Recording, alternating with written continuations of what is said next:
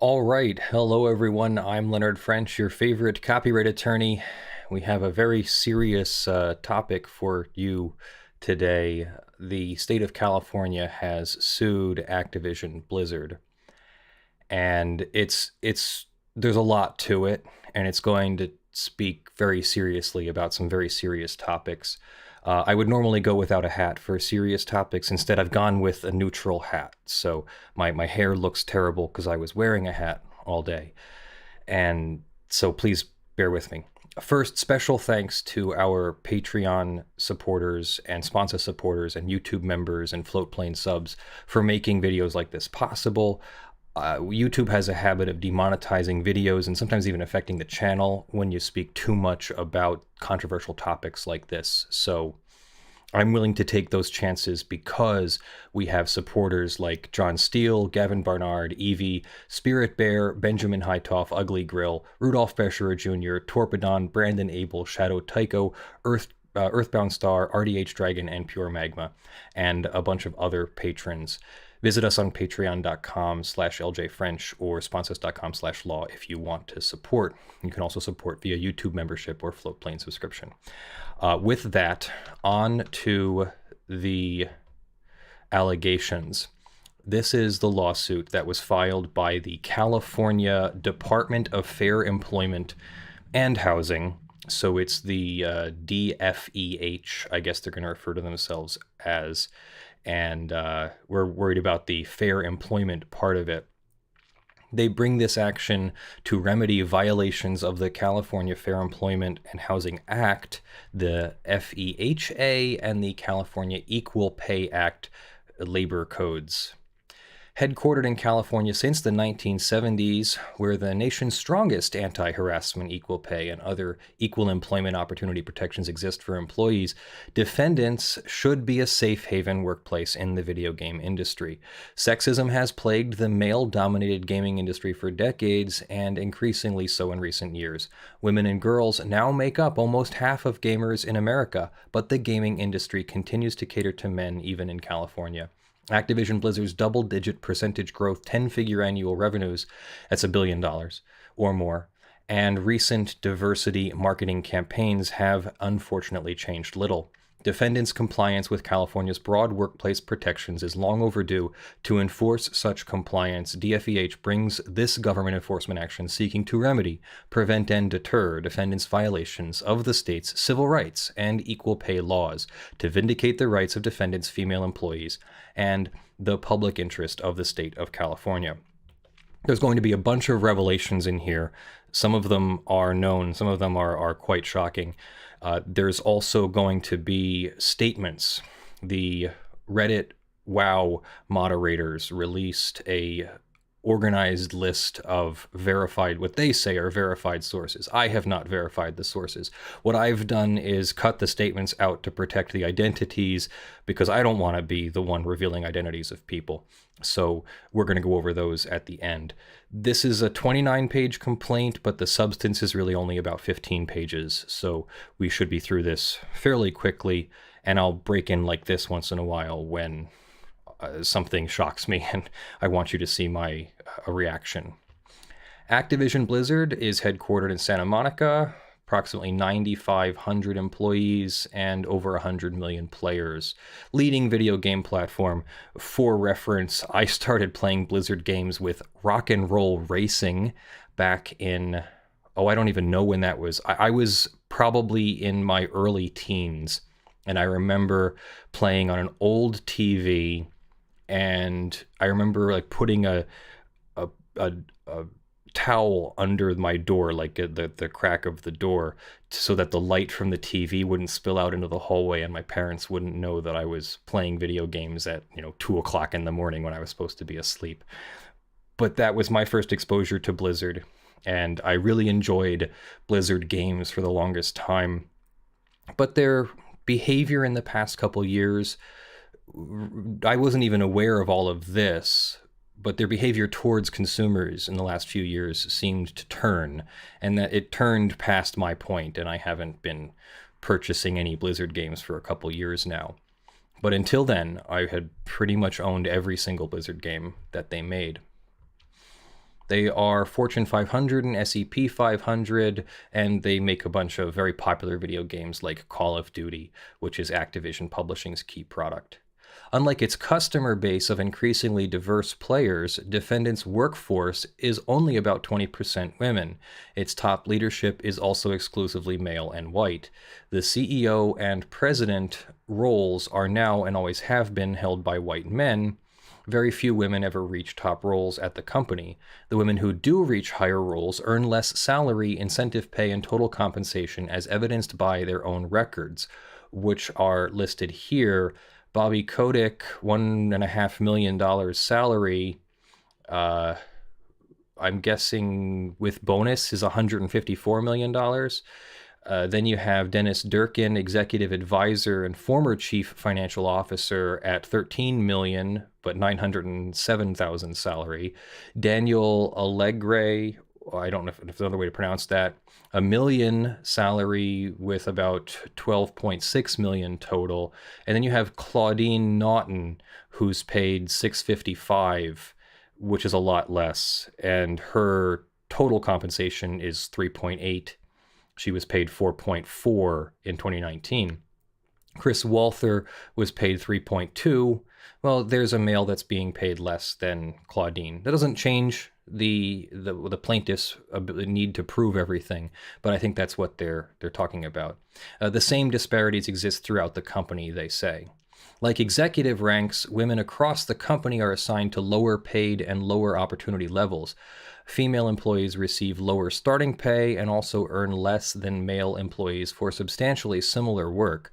Defendants promote women more slowly and terminate them more quickly than their male counterparts. Faced with such adverse terms and conditions of employment, many women have been forced to leave the company. This will be a good time to remind people that these are allegations. These are not proven yet. The state still has to prove all of these. And of course, the defendant, Activision Blizzard, gets to respond to all of this. So we shouldn't take this as truth, and we shouldn't react to this as if the defendant has already lost the case. But it is definitely something that's okay to be concerned about and to ask questions and to want to see evidence and to see investigation and to know more about what's going on. So with that context in mind, defendants have also fostered a pervasive frat boy workplace culture that continues to thrive. In the office, women are subjected to cube crawls, in which male employees drink copious amounts of alcohol as they crawl their way through various cubicles in the office, often engaging in inappropriate behavior towards female employees. Male employees proudly come into work hungover, play video games for long periods of time during work while delegating their responsibilities to female employees, engage in banter about their personal encounters, and talk openly about female bodies and make inappropriate jokes. Some of these words I can't confidently read on YouTube because YouTube has been very heavy-handed with censorship recently. So you can follow along here with the text, but if you hear me make a change in the language, it's because of YouTube censorship. It's my reaction to what I expect YouTube to be doing with basically too heavy a hand, preventing us from being able to discuss these things on YouTube. Unsurprisingly, defendants' frat boy culture is a breeding ground for harassment and discrimination against women. Female employees are subjected to constant harassment, including having to continually fend off comments and advances that are unwanted by their male coworkers and supervisors, and being groped, for lack of a better word, at the cube crawls and other company events. High-ranking executives and creators engaged in blatant harassment without repercussions. In a particularly tragic example, a female employee took her own life during a business trip with a male supervisor who had brought toys with him on the trip. Defendants continuously condone the quid pro quo, or this for that, and hostile work environment. A this for that or quid pro quo relationship in this context is you give me a promotion if, or I'll give you a promotion if you'll do favors for me. That's obviously extremely inappropriate in a work environment, and so that's what they're talking about. We don't know what those were, but that's the accusation. The message is not lost on their employees. Numerous complaints about unlawful harassment, discrimination, and retaliation were made to defendants' human resources personnel and executives, including to President J. Allen Brack, but defendants failed to take effective remedial measures. In response to these complaints, employees were further discouraged from complaining because human resource personnel were known to be close to the harassers. An internal investigation into the human resource unit noted that there was a big lack of trust and that HR was not held in high regard. I would like to see an HR department that is held in high regard, but I guess it was particularly held not in high regard in this case. Unsurprisingly, employees' complaints were treated in a perfunctory and dismissive manner and not kept confidential. As a result of these complaints, female employees were subject to retaliation, including but not limited to being deprived of work on projects, unwillingly transferred to different units, and selected for layoffs. The plaintiff then is specifically pleading violations for these various things: unlawful discrimination and harassment and unequal pay and retaliation. We'll skip a little bit about the parties here because there's multiple defending parties that are all related to Activision Blizzard. Defendants exercise dominion and control over one another. Yeah, that's because they're all the same company in effect. DEF may file a complaint. They filed such a complaint October 29th, 2018. A second amended complaint December 7th, 2018. The complaints allege this conduct. The director's complaints further allege defendants failed to take all reasonable steps necessary to prevent the situation. After more than 2 years of investigation, they issued a cause finding on June 24th, 2021. In the course of the investigation, they found evidence, the plaintiffs found evidence, that defendants discriminated against female employees in terms and conditions of employment, including compensation, assignment, promotion, termination, constructive discharge, and retaliation. DFEH's investigation also found that female employees were subject to the harassment. The investigation found defendants failed to take all reasonable steps to prevent it. The investigation further found that defendants had committee violations of labor code, or committed, I think they mean committed violations of the labor code in paying female employees less than their male counterparts for substantially similar work. These claims are alleged to, or related to, and like the claims, the new claims are like the former directors or the director's former complaints. The administrative agency. So the way this works is this is an administrative agency for the state of California. They're bringing all these remedies to exhaust the administrative procedures. Then they can go to court. I'm assuming that's how that works. In general, that's how administrative procedures work. I don't know specifically how California's work, but I'm assuming that they needed to exhaust those remedies before they could file this lawsuit. They attempted to resolve this matter without litigation. Prior to filing this civil action, they required all parties to participate in mandatory dispute resolution in the department's internal dispute resolution division, free of charge to the parties, in an effort to resolve the dispute without litigation. They invited defendants to participate in a mediation session with the department's internal dispute resolution division, July 1st, 2nd, and 15th, 2021, just a week ago, but the parties were unable to resolve the administrative complaints.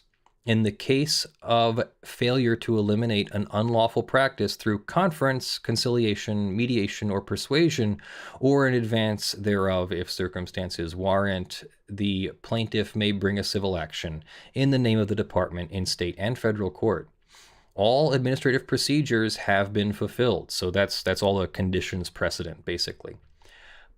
The DFEH deadline to file a civil complaint was July 21st, so they filed it July 21st. The amount of damages sought exceeds the jurisdictional minimum, which I don't know what that is. It just means that there's a minimum amount to be brought in this court. They bring this enforcement action for relief on behalf of the public and all aggrieved female employees. Their authority to seek relief is under that law, etc., etc., etc. We can probably skip all of this. These are just requirements that the agency is fulfilling. Here's the factual allegations. Defendants have engaged in and continue to perpetrate discriminatory practices regarding pay, assignment, promotion, and other terms and conditions of employment which negatively affect and impact female employees. These discriminatory practices began at hire when women were offered lower compensation and less lucrative job assignments and opportunities than their male counterparts. Defendants paid female employees significantly less in starting pay than their male counterparts at hire. This pattern or practice and violations were continuing.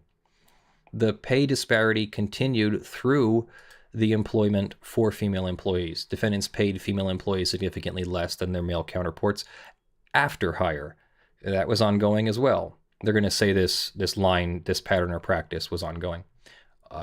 Women were also afforded less stock and incentive pay opportunities. Female employees were overwhelmingly assigned into lower grades or levels without stock and incentive pay opportunities or fewer opportunities. Female employees also received less stock and incentive compensation than male employees. That was continuing. Women were steered into lower levels of defendants' hierarchy and often had to work harder and longer to earn equal promotion and other opportunities as their male counterparts. As an example, a female employee working for Blizzard Entertainment was assigned to a lower level role, denied equal pay, and subsequently sought a promotion because she had been carrying out duties exceeding her job description. She was repeatedly told it was not her turn and others deserved a promotion ahead of her. Ultimately, the employee was promoted after 3 years, while her male counterpart was promoted within 1 year of his hire, despite having started several months after her. Her male counterpart was also assigned leadership responsibilities which she was not afforded, responsibilities which furthered the male employee's ability to get promoted. In another example, a female employee who worked at Blizzard was assigned to a lower level, denied equal pay, passed over for promotion despite multiple factors that suggested she earned it. She had highly rated performance reviews. She generated significantly more revenue in her marketing campaigns than her male counterpart. She ran almost twice as many campaigns as her male counterpart. Despite her accomplishments, her male counterpart was invited to have monthly or weekly one-on-one meetings with the vice president. There's usually multiple vice presidents in companies like this. She was not afforded these same opportunities and unsurprisingly was passed over for promotion in favor of her male counterpart. Similarly, other female employees at Blizzard were assigned to lower-level roles, denied equal pay, and further delayed or passed over for promotions in favor of male counterparts who lacked the same experience or qualifications, but who were friends with the male head of the unit. A newly promoted male supervisor delegated his responsibilities to his now female subordinates in favor of playing Call of Duty. Other male supervisors would refuse to communicate with female employees going to their male counterparts for information. Female employees at Activision were also assigned to lower-level roles, denied equal pay, and delayed or passed over for promotions of their male counterparts. As an example, a female human resources employee at Activision was delayed and passed over for a promotion despite receiving positive performance reviews, doing substantial more work than her male counterpart and taking over the actual responsibilities of the departing person. Female accounting employees at Activision likewise noted that male counterparts were paid significantly more than them despite doing the same or less work and having fewer responsibilities. Female employees were also not promoted because of defendants' discriminatory practices against pregnant female employees. A female employee working on one game team had assumed some of the responsibilities of a manager, but when she asked her male supervisor about being fairly paid for the work she was doing, and being promoted into that position, the manager commented that they could not risk promoting her as she might get pregnant, like being a mom too much. Oh, and like being a mom too much. She might enjoy being a mother. In general, female employees were treated negatively due to their pregnancies. Supervisors ignored medical restrictions given to female employees and gave them negative evaluations while they were out on maternity leave. Other female employees reported that they were criticized for leaving to pick up their children from daycare while their male counterparts were playing video games, and female employees were kicked out. And female employees were kicked out of lactation rooms so employees could use the room for meetings.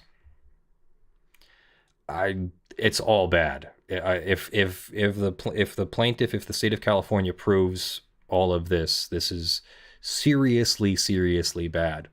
I mean, it's a really simple standard. Employers are required to pay equally for substantially similar work. You can't discriminate based on gender. So if the company doesn't take steps to make sure that the women are being paid the same as the men for the same or substantially similar work, that's on the company. They're liable for that. And there isn't a whole lot of law to this. It's a really simple standard. You have to pay people equally. It probably doesn't have to be dollar for dollar equally, but if I was an HR representative, I would want to quantify why someone in the same position was being paid differently, and only if it was quantifiable and justifiable would I authorize people in the same position to be paid differently. It shouldn't matter any of the what we call the protected classes, which are race and sex, gender, sexual orientation. There's a few others, but those are the protected classes for equal treatment under the law. And they can vary from state to state. The federal government has their own set of protected classes, but then the state can also make more restrictive protected classes, like transgender status, for instance. We can certainly debate whether the federal government has recognized that finally, but states can make an explicit law, and they might vary from state to state. One state might have different protections than the others, but they all have to have at least the protections that the federal government requires for, this is complicated, the things that the federal government has power over, which under the 5th and 14th Amendment should be that these protected classes apply to all the states as well. I'm sure a workplace discrimination lawyer could give more detail about this. I'm more so trying to bring awareness to these topics and show a primary source so that people can they can avoid assumptions and conclusions. Rather, we can look at this from the first-hand source perspective, the actual complaint, and then we can discuss whether it's true or not. We can have a meaningful discussion because we've been educated on the source material. That's what this is about for me. Women of color were particularly vulnerable targets of defendants' discriminatory practices. An African-American employee noted that it took her 2 years to be made into a permanent employee, while men hired after her were made permanent employees. She also was micromanaged such that her male coworkers were known to be playing video games without any intervention by her supervisor, but her supervisor would call and check on her if she took a break to go on a walk. Another African-American employee who worked on information technology was similarly micromanaged by her manager, unlike the men on her team. When she requested time off of work, her manager made her write a one-page summary of how she would spend that time off of work when no one else had to do any write-up. Why would you ever have to explain to your employer how you're going to spend your time off? I can't imagine any legitimate reason for an employer to need to know. Okay, maybe if you're a agent for the CIA, they want to know what you're doing. I don't know.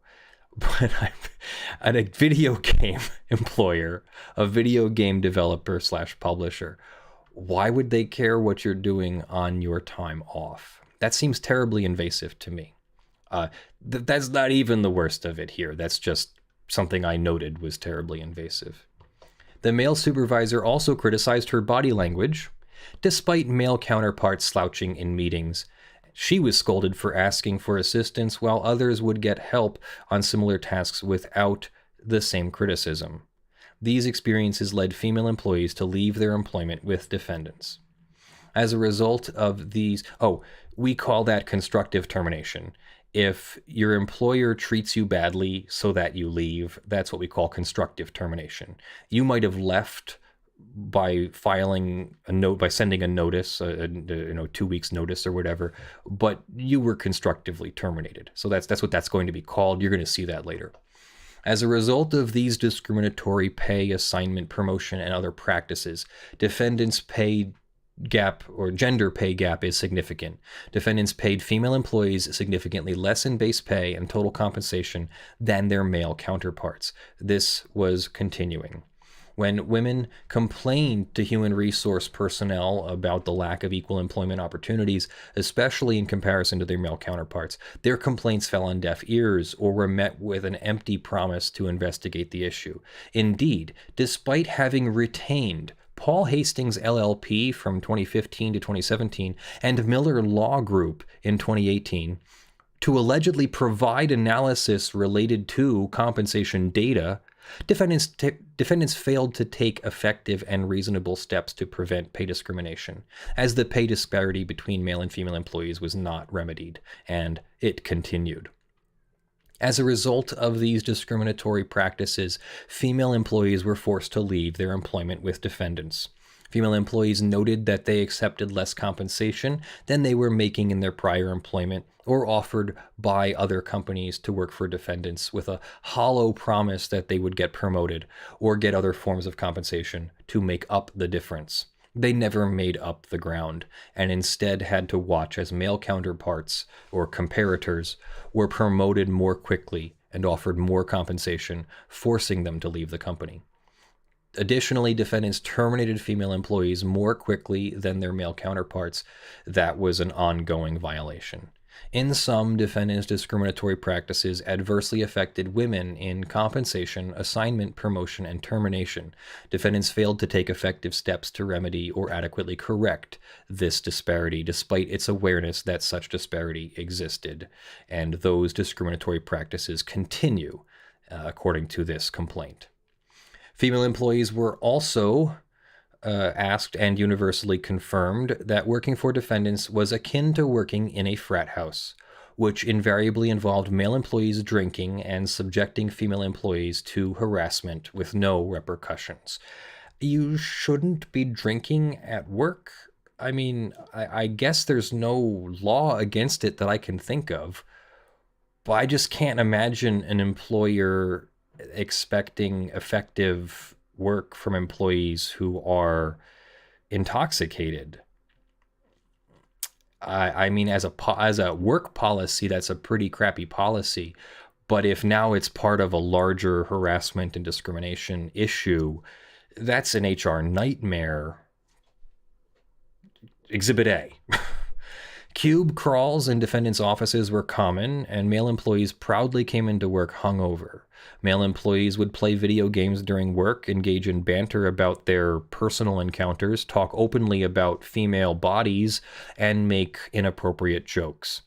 As a product of this frat boy culture, women were subjected to numerous unwanted comments and advances, inappropriate physical contact, and other forms of harassment. A female employee noted that random male employees would approach her on defendant's work site and comment on her anatomy. Female employees working for the World of Warcraft team noted that male employees and supervisors would hit on them, would make derogatory comments, and otherwise engage in demeaning behavior. This behavior was known to supervisors and indeed encouraged by them, including a male supervisor openly encouraging a male subordinate to buy a prostitute. I couldn't figure out a better word. What? In a blatant example of defendant's refusal to deal with a harasser because of his seniority, Alex Afrasiabi Sorry about the pronunciation. The former senior creative director of World of Warcraft at Blizzard was permitted to engage in blatant harassment with little to no repercussion. During a company event, BlizzCon, Afragiabi would hit on female employees, telling him he wanted to marry them, attempting to kiss them, putting his arms around them. This was in plain view of other male employees, including supervisors, who had to intervene and pull him off female employees. He was so known to engage in harassment of women that his suite was nicknamed the Crosby Suite after Bill Crosby. Afragiabi would also call female employees derogatory names at company events. His conduct was known to Blizzard's executives, who took no remedial measures or no effective remedial measures. J. Allen Brack, president, allegedly had multiple conversations with him about his drinking and that he had been too friendly towards female employees at company event, but would give him verbal counseling, a slap on the wrist, in response to these incidents. Subsequently, he continued to make unwanted advances towards female employees, including unwanted touching and inviting a woman to his hotel room and a more inappropriate touching. In a tragic example, defendants allowed to fester in their offices, a female employee took their own life while on a company trip, as they mentioned before. A male supervisor was found by police to have brought toys on his business trip. Another employee confirmed that the deceased female employee may have been suffering from other harassment. Specifically, at a holiday party before her death, male coworkers were alleged to be passing around a picture of her anatomy. The problems of harassment and discrimination extended to, and at a minimum were known to, those at the top. Defendant's former chief technology officer was observed by employees, again, making inappropriate physical contact with inebriated female employees at company events, and was known for making hiring decisions based on female applicants' looks. An employee complained to Blizzard in early 2019 that employees were leaving due to this harassment and sexism. Specifically, this employee noted that women on the BattleNet team were subjected to disparaging comments. The environment was akin to working in a frat house, and that women who were not huge gamers or core gamers and not into the party scene were excluded and treated as outsiders. Female employees had raised further complaints to various human resources personnel about the discrimination they faced, including but not limited to complaints about unfair pay and assignments, male coworkers belittling them or minimizing their contributions, and male counterparts being promoted quickly despite their lack of seniority. Similarly, female employees also complained of the harassment they suffered, including that male coworkers, again, inappropriate physical contact, that male supervisors asked them on dates, and other unwanted harassment. Defendants failed to take reasonable action in responses to these complaints.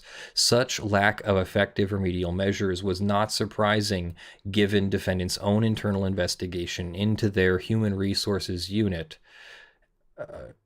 which noted that there was a big lack of trust and HR was not held in high regard. Multiple employees also noted that their complaints were not kept confidential. In retaliation for complaints they made regarding harassment and discrimination, female employees experienced retaliation by defendants that included involuntary transfers, selections for layoffs, and denial of projects and other opportunities. Defendants' flawed policies and practices effectively allowed and continue to allow discrimination to occur in defendants' workplace. Employees have suffered and will continue to suffer harm from defendants' ongoing unlawful policies and practices, unless they are enjoined by this court. Now, the enjoined language means they are also asking for an injunction. I don't know what that involves yet. We'll see if it's below. But an injunction would be a court order that if Activision Blizzard, breached the court's order, that's enough to get them hauled before the court, and the court has virtually unlimited power to craft a remedy. It doesn't mean that the remedy can be excessive or inappropriate, but the court will have the entire palette, including criminal contempt of court, if they think the breach is bad enough. Now, there's still due process and there's still rights for people who are held in criminal contempt, but it's a process, and this can begin the process. So getting an injunction would be another step towards worse and worse punishments or deterrence or sanctions against a defendant who did not follow the court's order. Again, none of that's happened yet. This is just asking for that at the first stage. The causes of action, we're going to skim through these. Employment discrimination because of gender in the area of compensation. Employment discrimination because of gender in the area of promotions. Termination, same thing. Employment discrimination because of gender in the area of terminations. Constructive discharge, as we said, that they would quit because they were pigeonholed into a unsustainable employment situation. Harassment, retaliation, not allowed to retaliate when a person brings complaints based in something that they have the legal right to bring. You can't then retaliate against them. There's usually laws about that. Failure to prevent discrimination and harassment. Failure to prevent discrimination and harassment. Okay, so on behalf of the group of victims and on behalf of the agency. Unequal pay under the labor code. Waiver of rights, forms, procedures. I'm not sure what this is. A person shall not, as a condition of employment, require any applicant to waive any rights. So they haven't waived their rights. And they ask for compensatory and punitive damages, the unpaid wages, any liquidated damages due, any other remedies and penalties available under the Equal Pay Act, any injunctive relief, so there's the injunction, declaratory relief, equitable relief, which is if the law doesn't cover something, the court has the power to make something that's unfair fair, to visit justice upon an unfair situation. So if the judge decides that the law doesn't apply to one particular victim's situation, well, it can still apply equitable relief, which is not limited to reinstatement, front pay, pay adjustments, back pay, lost wages and benefits, base pay, incentive pay, pension benefits and awards in an amount to be proven at trial, interest, attorney's fees and costs, and any other relief the court deems just and proper. And that's the Department of Fair Employment and Housing. If you can't hear it in my voice, this is an extremely serious allegation. There is no need for this kind of behavior in a workplace under any civilized country's laws. The United States, Europe, I'm assuming, well, Australia, I'm assuming many other countries in Africa and just the rest of the world.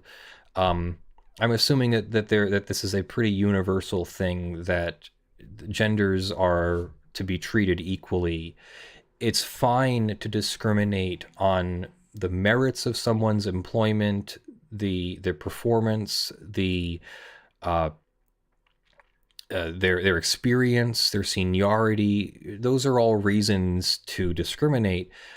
Discrimination is not necessarily a bad word. We discriminate every day. I was just at the grocery store discriminating whether I should get the vanilla ice cream cones, the chocolate ice cream cones, or the creme brulee ice cream cones. Like, that's not unjust or illegal discrimination. What we're talking about here is illegal discrimination, which is based upon classes of or categories of things, gender, race, orientation, ethnicity, that sort of thing. Those are the protected classes under U.S. law. And so you can't discriminate against that. You also can't discriminate based on a policy that might apply to one group of employees but not another. So you could say nobody's allowed, where we don't hire smokers, people who smoke cigarettes or people who drink alcohol. You might say we don't hire those people. Well, you can't let some employees drink or smoke while denying others. So it has to be a universally applied policy. So there's more to it than just protected classes. There's also discrimination based on those other categories. They have to be fairly applied, not just have a sort of facial policy. This is wrong on every level. There's no need to discriminate between people based on their gender. And let's look at some of the reactions to this complaint. The Reddit WoW, World of Warcraft, WoW, moderators put together a statement where they condemned all of this. Actually, let me see if I can find that statement quickly here, because I would like to read it to you. I'm going to pull it up here. Just give me 1 second. I have to open my browser, and we'll bring it up here. A joint statement from the moderators regarding the harassment at Activision Blizzard. They said, as moderators of the subreddits for Activision Blizzard games, we vehemently condemn the harassment and hostile work environments alleged in the recent lawsuit between Blizzard and the state of California. We will not be censoring this topic on our subreddits. We do not serve Activision Blizzard. We are unpaid volunteers with no affiliation to the company. Above all else, we serve our individual communities, and we believe this is an important discussion to be had. Having said that, the discussion needs to be had, and you must adhere to the rules of the subreddit. We stand by the victims of this situation. We hope that this lawsuit is resolved in such a way that justice is met for those who deserve it. We call for these issues to be addressed by Activision Blizzard appropriately and exhaustively. As a group of moderators, we are deeply saddened about these events and the hostile work environment created by them. We strive to make our communities inclusive and safe for all, and urge Activision Blizzard to take steps to demonstrate that they are doing the same. Signed, the moderators of various Activision Blizzard subreddits. They have a main discussion thread, and then they have statements by verified former and current employees. I have not verified these statements come from former employees, but it seems like they do, and so I thought I would share some of these with you. It's kind of a victim impact statement. I have cut out the identities, so I apologize if there's anybody who wanted their identity to be part of this, but I felt that I didn't want to encourage the spreading of identities. If somebody wants to go find it, you know exactly where to find it. It's on the Reddit WoW subreddit, and you can go look for yourself at their different sources. These are just the statements. During my time at Blizzard, I experienced harassment from multiple male leads. We had a very deep talk about the reality of being a woman in games. I hope it sank in. This is systemic. Having to relive trauma last night when the complaint was released this morning was not what I expected, sadly. Those of us with these experiences carry this with us for the rest of our lives. Another one, I've been openly discussing the discrimination I received during my employment at Blizzard for a few years now, even in coming out about the harassment that was met with HR leads telling me it was a privilege to work here. We never had a voice. Now we have a voice. And as I'm in the process of being laid off, I'm wary of commenting on the news, which it's horrible to have your speech self-censored because you're afraid that some other employee will look at your willingness to come out about a problem and say, oh, we don't want to take that risk of having that employee work for us. So then the victim can't speak out about what happened to them. That's the double whammy of being a victim, is not only do you get to be a victim of something terrible, but then it has echoing repercussions in other situations.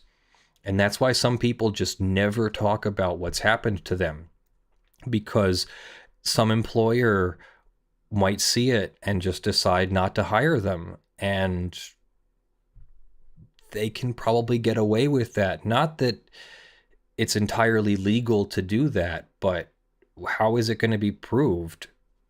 It's really not. They're going to find some other reason to say, I'm sorry, we're not hiring you at this time. And then you'd have to bring a claim and get discovery and prove all of that. While what have you got to be independently wealthy to be able to afford the attorney for that? You don't get a free attorney to prosecute your discrimination claim. Maybe you can get an agency like this department in California of fair employment. Maybe you can get them to make an inquiry on your behalf. Maybe you can file a claim for free with your state's employment agency. I've done that before against a former employer.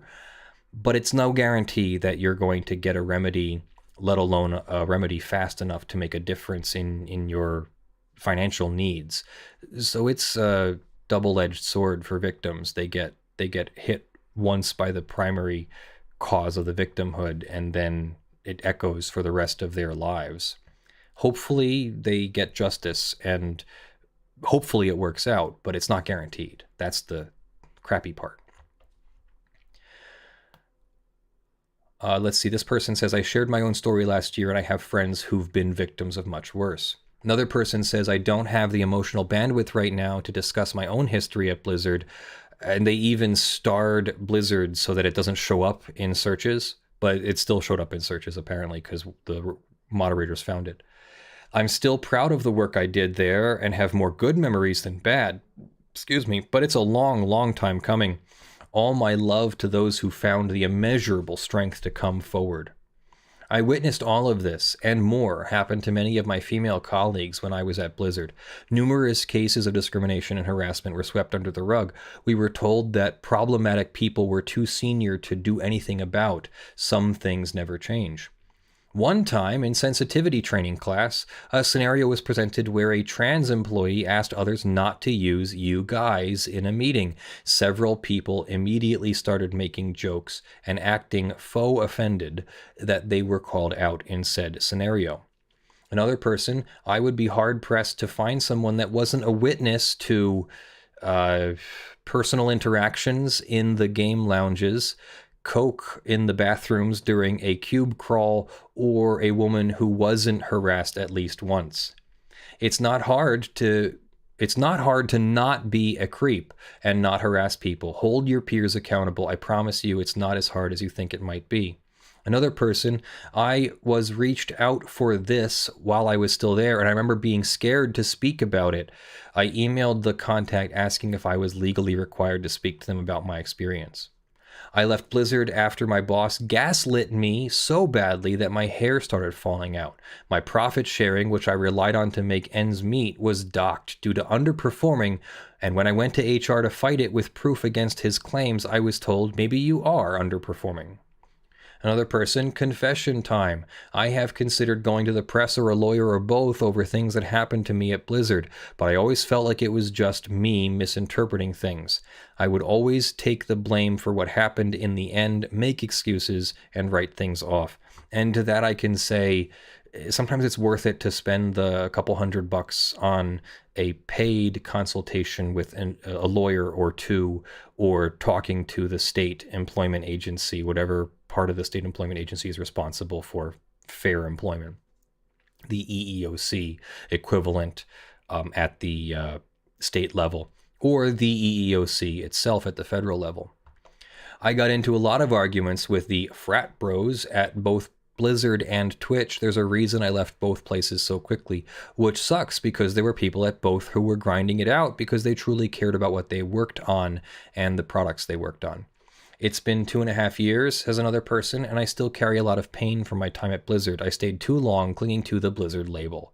Another, though I will say that while there are some abhorrent people that contributed to this, there were also advocates who always tried to do the right thing, so please don't harass people over this news.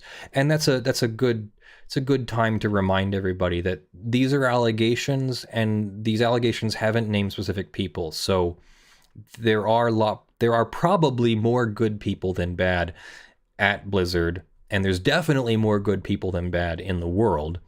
So let's meaningfully work towards justice as opposed to just flaming Blizzard on Twitter or whatever.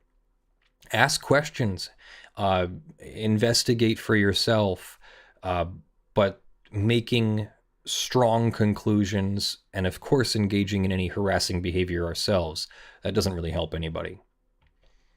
I will say, it's only the incidents they know about. They're saying the plaintiff only knows about the incidents they've said, but there are more. Hopefully the plaintiff, the state of California, will get some more. One high-level abuser was quietly shuffled out of the company without a word. I'm sure he wasn't the only one. Another, a really important thing, this isn't some special new thing that happened because of the Activision Blizzard merger. This is Blizzard culture. Don't give Blizzard yet another pass just because it's fun to dunk on Bobby Kotick. Last, I was one of these women. My incident happened in 2013 at BlizzCon. I didn't say anything officially until I decided to leave the company last year because of the name recognition and fear of retaliation. So I wanted to read those to you to reinforce that these are real people and not something else, not something empty or fake or less than sincere victims who need justice and sincerely need equal pay and equality. There's a story that I want to tell that I'm not entirely sure if it will land, but I want to tell it anyway. I myself, certainly none of the situations I've had in my life approach this level of horrific, but there was a case that I was involved in. I represented a defendant. I've talked about this a long time ago on the channel, but it's not something I bring up frequently. I represented a victim of an abuser from when we were kids and we were in choir together. We were in a choir called the Singing Boys of Pennsylvania. And the director was known to be abusive in all the horrible ways that you can read into that word. I don't think I have to sugarcoat anything there. When we went, so he was, long story short, he was eventually charged, and there was a victim impact statement part of his sentencing. The statements were also allowed from supporters. When we went to court, there were the two victims who had anonymously, well, not anonymously to the public, not anonymously to the court, but there were two victims who had written letters.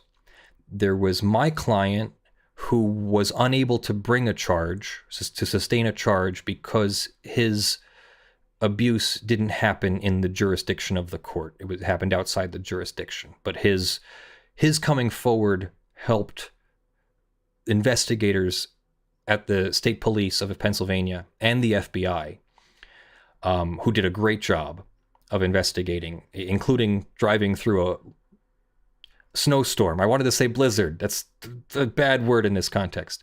Driving through a major snowstorm / blizzard to visit with my client and interview my client when it was important to do so.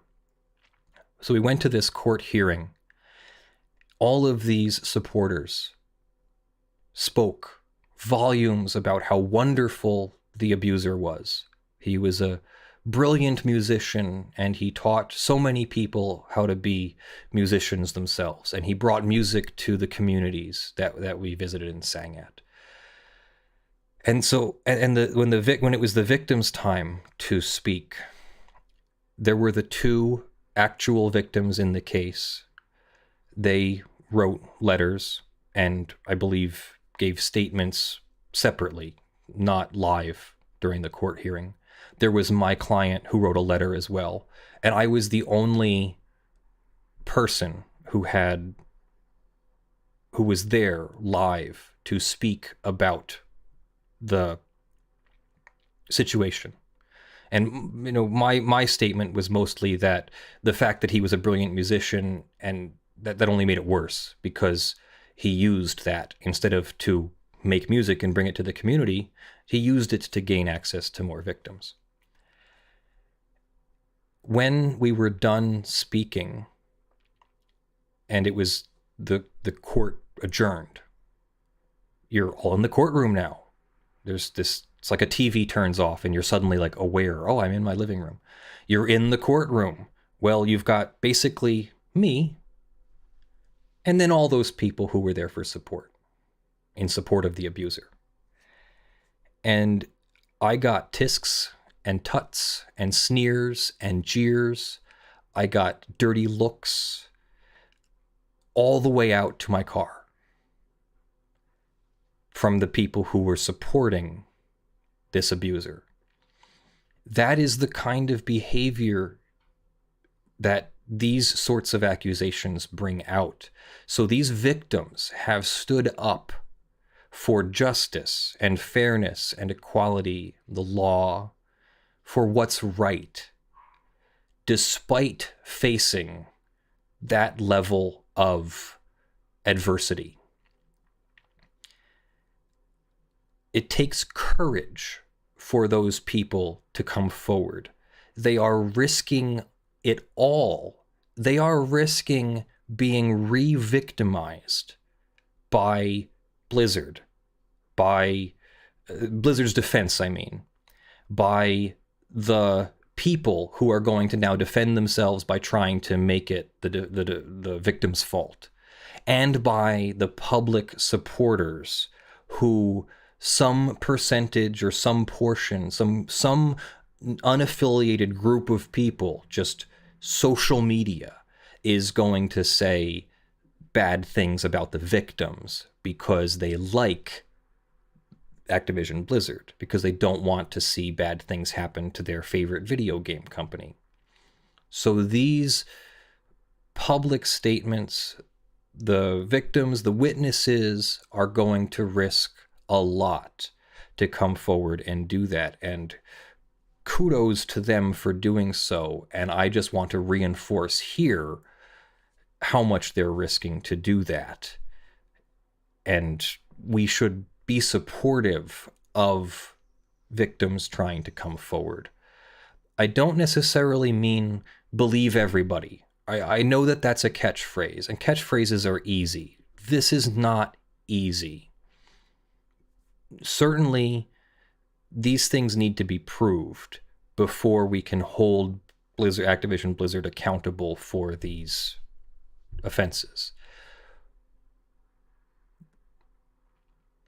Maybe that's a good place to stop right there. These things need to be proved.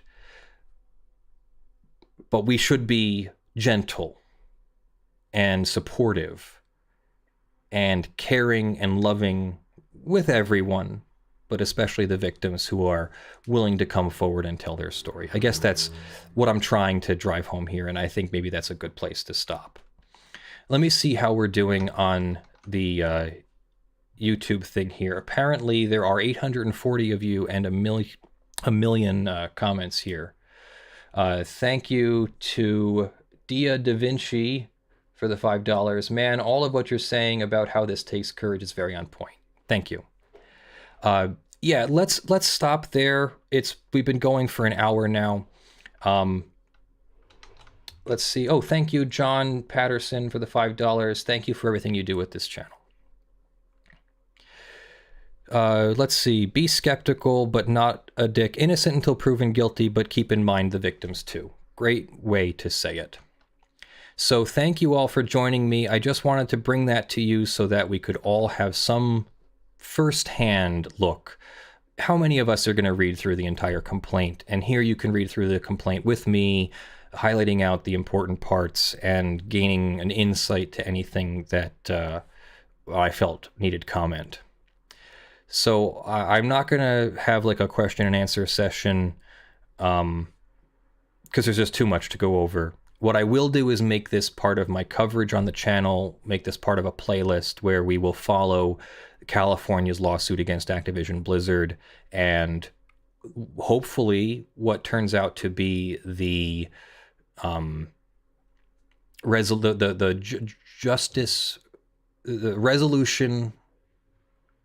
a just remedy or resolution to this.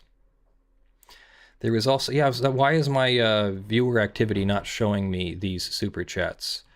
Because I want to thank Kuriaki Hana for the $10. I was nearly in this double whammy situation. Neurodivergent individuals face similar issues. Yes, and that's probably a disability ADA situation. I had to use medical leave to technically stay employed while interviewing. Oh yeah, yeah. I had a situation with an ADA complaint, but my situation is different. I hired an attorney. The attorney didn't do a whole lot, and then a couple years later, I found out that that attorney was suspended for several years. I think it was 3 or 5 years. I have a video about it. I'm pretty sore about it because the lawyer got suspended and sometimes not prosecuting at all his client's cases. And that was my lawyer in my case.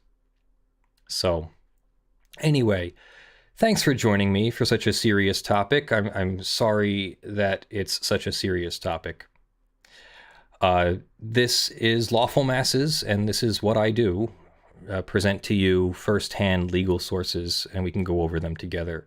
We are community supported by YouTube membership, Floatplane subscriptions, patreon.com/ljfrench, and sponsors.com/law supporters. Thank you in the month of July to our $50 plus supporters: John Steele, Gavin Barnard, Eevi, Spirit Bear, Benjamin Hitov, Ugly Grill, Rudolph Bescherer Jr., Torpedan, Brandyn, Abel, ShadowTycho, RDHDragon, Earthbound Star, and PureMagma. Thank you to Hakan Anderson for the Swedish kroner 50. I hope everyone is heard and justice is done. Thank you for making amazing content. I appreciate all of you. I love all of you. Be good. Have a good weekend, and I will see you in the videos.